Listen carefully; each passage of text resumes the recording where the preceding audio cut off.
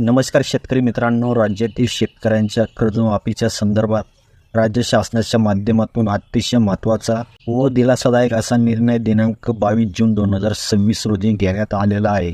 मित्रांनो, सध्या सुरू असलेल्या पावसाळी अधिवेशनामध्ये पुरवणी मागण्याद्वारे या शेतकरी कर्जमाफीसाठी 25,520 कोटी रुपयाच्या निधीची मागणी करण्यात आलेली आहे आणि यासंबंधीच्या पुरवणी मागण्या सभागृहामध्ये सादर करण्यात आलेल्या आहेत.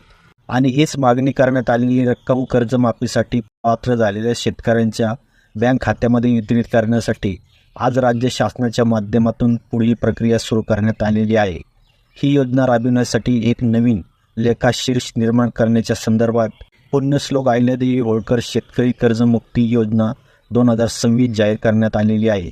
सदर योजनेअंतर्गत राज्यातील सर्व पात्र शेतकऱ्यांच्या बँक खात्यात थेट लाभाची रक्कम महाआयटी या संस्थेमार्फत ऑनलाईन पद्धतीने DBTद्वारे हस्तांतरित करण्यात येणार आहे आणि याच्यासाठी आवश्यक असणाऱ्या निधीची तरतूद करण्याकरिता नवीन लेखाशीर्ष निर्माण करून त्यास मंजुरी देण्यात आलेली आहे.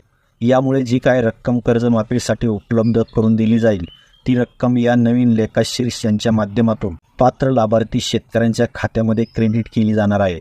यामध्ये शेतकऱ्यांची 2 लाख रुपयापर्यंतची कर्जमाफीची प्रक्रिया प्रथम राबविण्यात येणार आहे आणि यासाठी आवश्यक असणारा निधी या नवीन लेखाशीर्ष यांच्या माध्यमातून बँकांना वितरित करण्यात येणार आहे. तर शेतकरी मित्रांनो, अशा प्रकारे कर्जमाफीच्या संदर्भात महत्त्वाची अशी अपडेट होती. धन्यवाद.